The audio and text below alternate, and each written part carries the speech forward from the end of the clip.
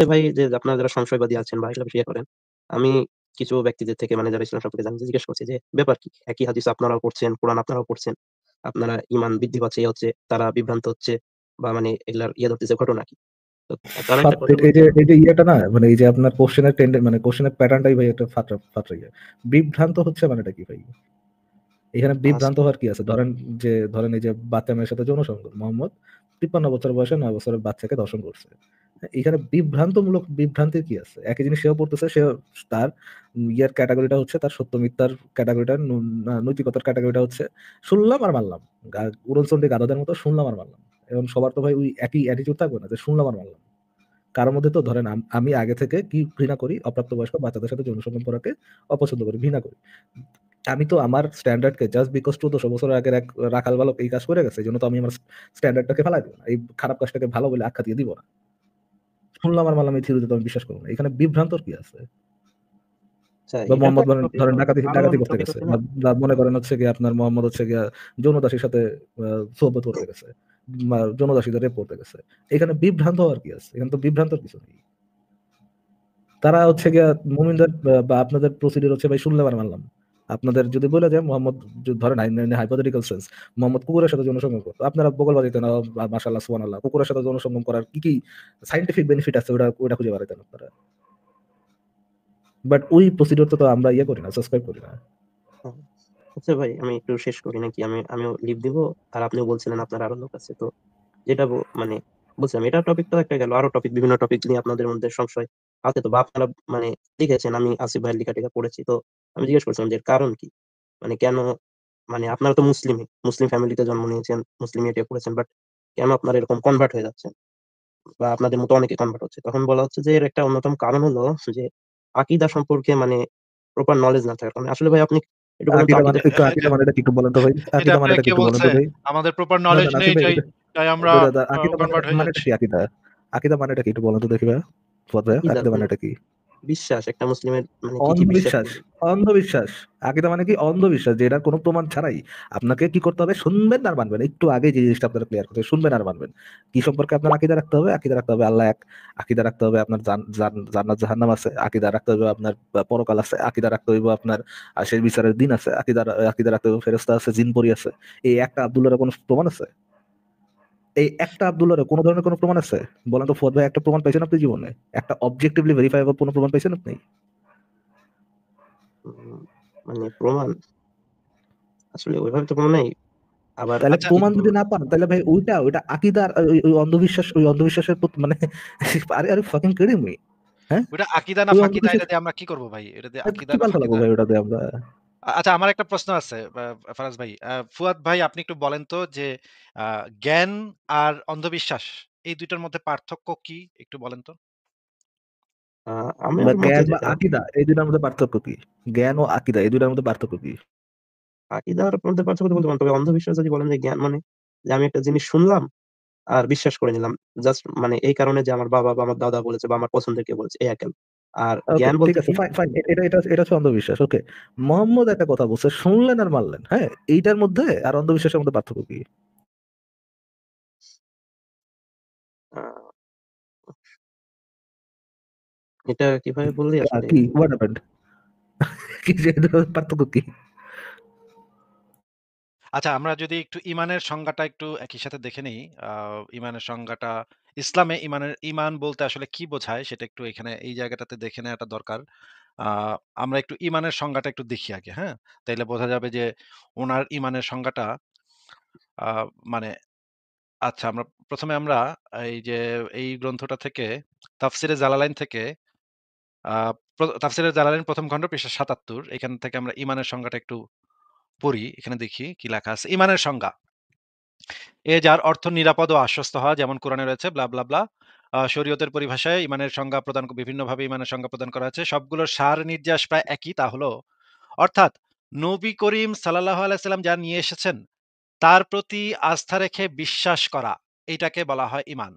নিচে এটার ব্যাখ্যাতে বলা আছে, অনুভূতি গ্রাহ্য ও দৃশ্যমান কোনো বস্তুতে কারো কথায় বিশ্বাস করার নাম ঈমান নয়। মুমিনের পরিচয় দিতে গিয়ে আয়াতে দুটি শব্দ ব্যবহৃত হয়েছে, ঈমান এবং গায়েব।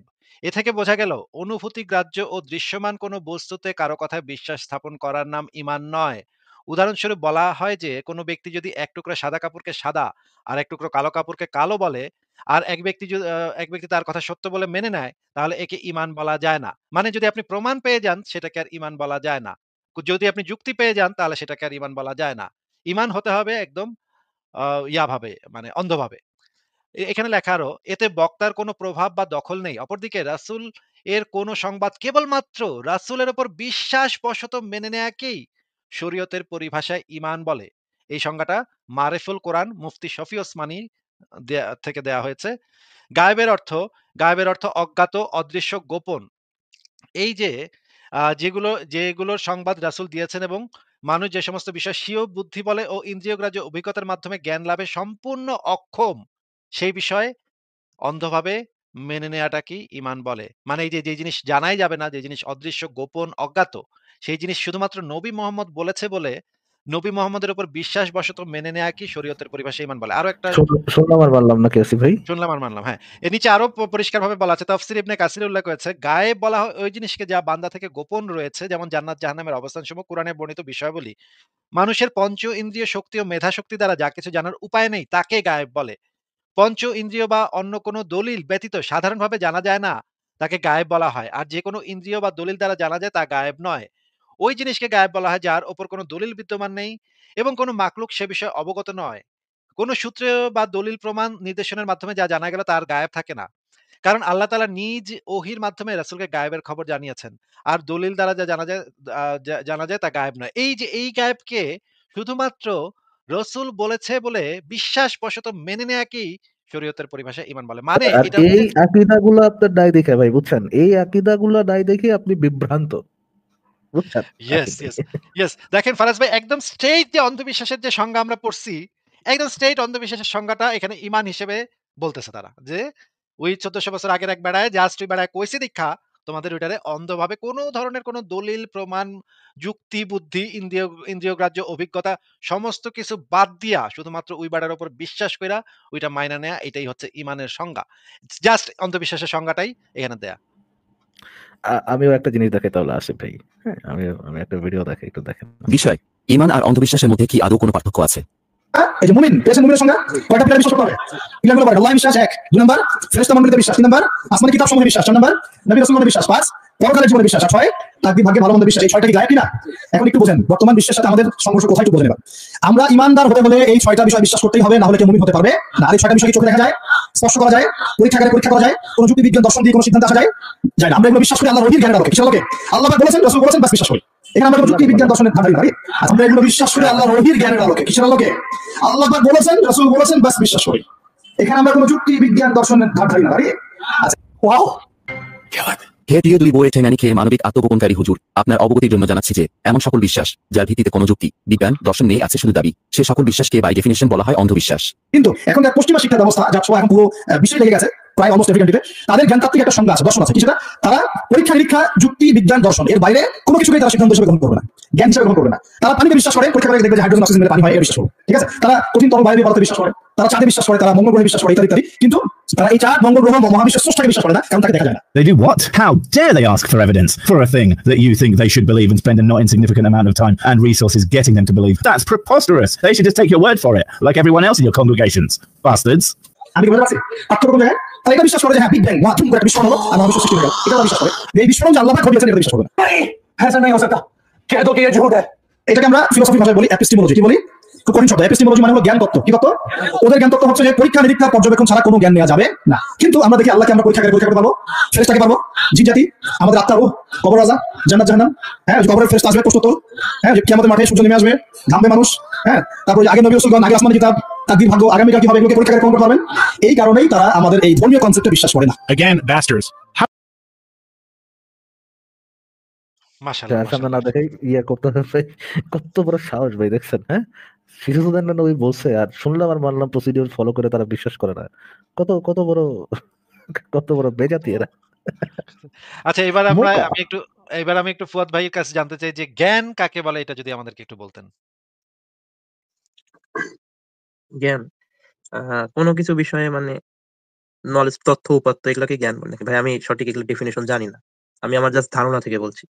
না, না মানে তথ্য জানাই তো জ্ঞান হতে পারে না। যেমন ধরেন আমি একটা তথ্য জানি আমার মা বলছিল, "তুই যদি সিদ্ধ ডিম খায়া পরীক্ষা দিতে যাস তাহলে আ আন্ডা পাবি, পরীক্ষায় আন্ডা পাবি।" এটা তো একটা কুসংস্কার, এটা তো একটা অন্ধবিশ্বাস। এটা তো আমি পরে বুঝতে পারছি। কিন্তু এই তথ্যটা তো আমি আমার মায়ের থেকে জানছিলাম। কিন্তু এটা তো জ্ঞান না, তাই না? জি। এটা তো একটা অন্ধবিশ্বাস। এটা তো জ্ঞান হইতে পারে না। জ্ঞান হইতে হইলে তো কিছু আ এই মানে তথ্যটা ভেরিফাইড হইতে হবে এবং তথ্যটা সত্য হইতে হবে, তাই না? হ্যাঁ, অবশ্যই, যদি সত্য না হয় তাহলে তো সেটা জ্ঞান না। মনে করেন সাইদিরে চাঁদে দেখা গেছে। এই জিনিসটা জানাটা তো একটা অন্ধবিশ্বাস। এটা তো কোনো জ্ঞান না। হ্যাঁ, অবশ্যই, তার মানে জ্ঞান আর অন্ধবিশ্বাস পরস্পর বিরোধী, তাই না? অবশ্যই। তাহলে আপনি যে আমাকে বললেন যে আকীদা বিষয়ে আমাদের আচ্ছা জ্ঞান ইয়া কম ভাই, দেখে এই যে মোহাম্মদ যে গাধার পিঠে উঠে মেরাজ মেরোজে করছে বা ইসে করছে, এটা কি জ্ঞান নাকি এটা ইমান? আমাকে প্রশ্ন করছেন? হ্যাঁ, আপনাকেই করতেছি ফুয়াদ ভাইয়া। ইমান, তবে এ বিষয়ে অনেক ব্যাখ্যা আছে ভাই। এখন যাব না ওখানে, এটা জ্ঞান না অনেক ইমান লম্বা। ভাই? প্রমাণ আছে নাকি এটা জ্ঞান না এটা ইমান কোনটা? ইমান অবশ্যই। তবে এটার অনেক ভাই সায়েন্টিফিক ব্যাখ্যা আছে, অনেক কিছু আছে, বলতে গেলে অনেক লেন্দি হয়ে যাবে। অবশ্যই অন্য একদিন বলবো। 100% হ্যাঁ, সায়েন্স আছে। আপনাদের সাথে তো এবার দিয়ে মনে হয় ৫ম বার যুক্ত হচ্ছি। সামনে আরো যুক্ত হবো। এগুলা বিষয়ে কথা হবে ইনশাআল্লাহ, এক করে। আচ্ছা এটা তো ঠিক আছে। আপনি তো আর এগুলা ভেরিফাই করে তারপরে বিশ্বাস করেন নাই। আগেই তো বিশ্বাস করছেন। নবী আ মানে ৭ আসমানে গেছে বা চাঁদের ২ ভাগ করছে এগুলো শোনার সাথে সাথেই তো বিশ্বাস করছেন। বিজ্ঞানীরা আপনাকে ভেরিফাই করে দেওয়ার পরে তো আপনি বলেন নাই যে, "ও বিজ্ঞানীরা দিছে, তাইলে এখন মানলাম।" ঠিক আছে। এটা তো করেন নাই, তাই না? ভাই আমার বয়সই এখন মনে করেন ১৮ বা ১৯ হবে। আমার কি মানে এখন সবেমাত্র আমি মনে করেন ম্যাচিউরড হয়েছি। আমার কি ভাই তাইলে তো এত ভাই ইয়ে আছে? আমি তো যেইটা বলতেছি সেটাই তো আপনি তো সেই উত্তরটাই তো দিবেন। উল্টা তো উত্তর দিবেন না। আপনি ছোটকাল হ্যাঁ, থেকে ভেরিফাই। শুনছেন, বিশ্বাস করছেন। পরে গিয়া আপনি এক হুজুরের মুখে থেকে শুনছেন। বিজ্ঞানীরাও মেনে নিয়েছে চাঁদরে ২ ভাগ করা হয়েছিল। মোহাম্মদ ঘোড়ায় চইড়া গাধার পিঠে কইরা ৭ আসমানে গেছিল। এটা বিজ্ঞানীরাও মেনে নিয়েছে। এটা আপনি হুজুরের মুখে থেকে শুনছেন। শুনে আপনি একটা শান্তি পাইছেন মনে যে যাক আমার ধর্মটা তাইলে ঠিকই আছে। আমার বিজ্ঞানীরা এখন মাইনে নিচ্ছে। যে আমাগো নবী গাধার পিঠে কইরা ৭ আসমানের উপরে গেছিল। এটা বিজ্ঞানীরাও এখন স্বীকার করতেছে, নাসাও স্বীকার করতেছে। এটা আপনি শুইনা আশ্বস্ত হইছেন। যাক আমি যেটা পৈতৃক সূত্রে যেই ধর্মটা পাইছিলাম এটা মানে ঠিকই আছে। ভুল জায়গায় আমি জন্মাই নাই। তো আপনাকে যেটা জিজ্ঞেস করা হচ্ছে যে এই জিনিসগুলা তো আসলে অন্ধবিশ্বাস। আর এগুলো তো কোনো জ্ঞান না। তাহলে আপনি যে আমাকে জিজ্ঞেস করতেছিলেন আকীদা সম্পর্কে আমাদের জ্ঞান কম দেখে আমরা ভাই আকীদা সম্পর্কে জ্ঞান হওয়া সম্ভবই তো না। কারণ আকীদা জিনিসটাই তো একটা অন্ধবিশ্বাস। এটা সম্পর্কে কোনো জ্ঞান থাকাই তো সম্ভব না। এইটা কারণ জ্ঞান হইতে হইলে তো সেটা ভেরিফাইড হইতে হবে। ভেরিফাইড না হইলে, সত্য না হইলে সেটা তো জ্ঞানই হয় না। ভাই ভাই একটা কথা ছোট, যে এটা আমার দাবি না, এটা মানে আলেমদের দাবি, যাদের সাথে আমি কথা বলেছি। এটা আমার দাবি না। তাহলে সে একটা আলেমরে আমাদের লাইভে নিয়ে আরে আসেন। ভাই, আমরা তো কতদিন ধরে আপনার খুঁজতেছি। কার দাবি সেটা তো আপনি জানতে চাইনি। আপনি যেটা বিশ্বাস করছেন, বিশ্বাস তো ভাই আপনি অন্ধভাবেই করছেন। দাবি জারি হোক, অন্ধভাবে বিশ্বাস করছেন না, প্রমাণ পেয়ে বিশ্বাস করছেন নাকি অন্ধভাবে বিশ্বাস করছেন? অন্ধভাবে বিশ্বাস প্রমাণ করছি। পাওয়ার মানে পর বলতে গেলে জানছি, মানে আমার যতটুকু নলেজ ওভাবে বিশ্বাস করছি। শুনছেন আর আচ্ছা ভাই বিশ্বাস হ্যালো। করছেন, শুনছেন একটা প্রশ্ন শুনছেন আর আচ্ছা বিশ্বাস ভাই। করছেন, যেটা কি বলে অন্ধভাবে বিশ্বাস করা। হ্যাঁ, হ্যালো আসিফ ভাই। আমার সাথে কথা বলবেন আসিফ ভাই, আপনার সাথে কথা বলবেন, বলেন। তাইলে তো দেখা গেল ভাই আপনি তো আসলে মানে আ অন্ধবিশ্বাসের তো কোনো জ্ঞান হয় না। অন্ধবিশ্বাস হচ্ছে অন্ধবিশ্বাস। আপনি এগুলারে অন্ধবিশ্বাস করেন। এখন আ বলেন, কি বলতে চান বলেন? না, প্রশ্ন হচ্ছে আমার বয়স যেরকম বললাম যে ১৮ বা ১৯ এর মতো হবে আরকি। এবছরে ১৯ হয়তো হবে। তো আমার আপনাদের যখন ১৯ ছিল, আপনাদের বিশ্বাস কেমন ছিল?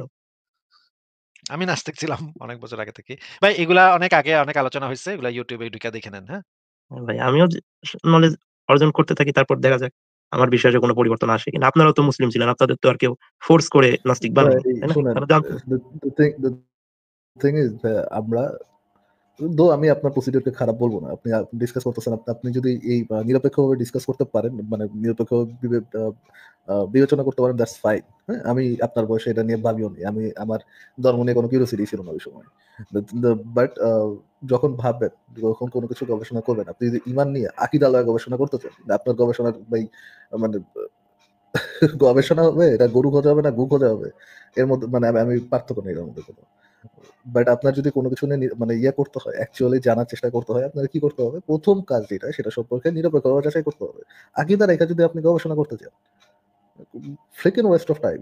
আপনি শুধুমাত্র কি খুঁজবেন, আপনি অলরেডি যে অন্ধবিশ্বাসী, সেই অন্ধবিশ্বাসের পক্ষে সপক্ষে যতটুক যুক্তি যায়, হ্যাঁ অতটুক নিবেন, যতটুক যাবে না ওইটার দামাচাপা দিয়ে ফেলাই দিবেন। এইভাবে ভাই গবেষণা হয় না, বুঝতে পারছেন ফুয়াদ ভাই?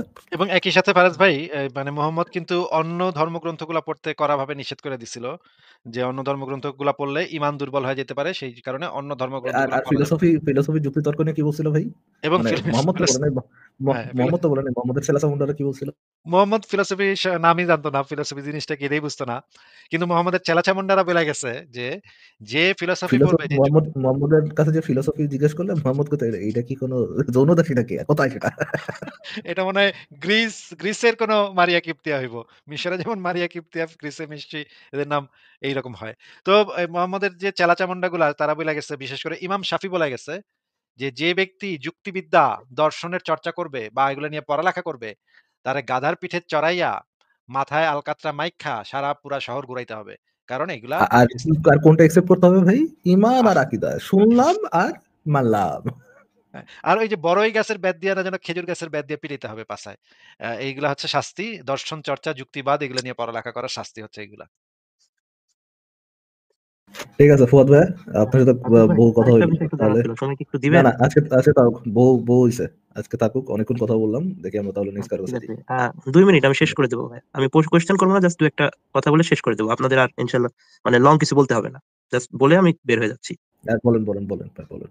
মানে আকীদা মানে এই বিষয়ে কথা বলার পরে উনি আমাদের কিছু বই সাজেস্ট করছিলেন আকীদা বিষয় নিয়ে, বলছিলেন যে যখন মানে এগুলা বিষয় পড়বো ইনশাআল্লাহ আকীদা মানে ঈমান বিশ্বাস ঠিক হবে। তো আমি আপনাদের কি বইগুলো বলবো, আপনারা যদি টাইম নিয়ে একটু পড়তেন, বা আমি জাস্ট দেখতে চাই যে আপনাদের মধ্যে কোনো পরিবর্তন ভাই আসে কিনা। ফুয়াদ ভাই, আপনি যেই বইয়ের নাম বলবেন ভাই এবং যেই বইয়ের নাম আপনার ১৪ গোষ্ঠী জানে না, সেই বইগুলা পইড়া আমরা আপনার বয়সে সেগুলা শেষ কইরা, এগুলা আমরা ভাইজা, রান্না করে ভাইজা, পেঁয়াজু বানায় খায়া ফেলাইছি। আপনি যদি আচ্ছা এখন ঠিক মানে আছে। এই রকমের মানে উদ্ভট কথাবার্তা বলেন, আপনি বয়স আপনার কম, মানে এত উদ্ভট কথাবার্তা যদি বলেন তখন কিন্তু খুব মেজাজটা খারাপ হয়, হ্যাঁ? আ আপনি যেই সরি ভাই বইয়ের নাম আমি জিন্দেগিতে যেই বইয়ের নাম শুনেন নাই, আপনার ১৪ গোষ্ঠী যেই বইয়ের নাম শুনে নাই, সেই বই আমি আপনার বয়সে বাইজ্জা পেঁয়াজু বানায় খায়া আসছি। ঠিক আছে? এইখানে আ এই পাকনামিটা কইরেন না। ঠিক আছে? আপনার আ যে হুজুর আছে, যেই হুজুরে আপনার এই কথা কইছে, ওরে নিয়ে আসেন। ওরে আমি প প ওরে আমি ক, খ, গ, ঘ পড়ানোর সামর্থ্য আমার আছে। এইটা আমি আপনাকে গ্যারান্টি দিতেছি। আ সরি ভাই, আমি আসলে মানে আপনাকে বলার জন্য জানি, আমি জাস্ট বললাম। আচ্ছা ভাই, একটা বইয়ের কথা বলি যে আকীদা আত-তহাবিয়া ২ পার্টের। আপনি কি এটা পড়েছেন আমার নাকি? আমা আমার আমি এই সংশয়.com এ এইখান থেকে রেফারেন্সও দেয়া আছে। পড়ছি তো পড়ছি। এটার মানে ওয়ার্ড বাই ওয়ার্ড তো আমার মনে আছে। এখান থেকে রেফারেন্স পর্যন্ত সংশয়.com এ দেয়া আছে। কই থেকে যে ভাই চলে গেছে। কই থেকে যে ভাই আসে আসিফ ভাই, আমাকে কি শোনা আইছে। যাচ্ছে? হ্যাঁ, এখন শোনা যাচ্ছে। বলেন। আচ্ছা, আমার মনে হয় নেটওয়ার্কটা একটু বাজে করতেছে, বাড়লো দেখাচ্ছে আর কি, দেখি।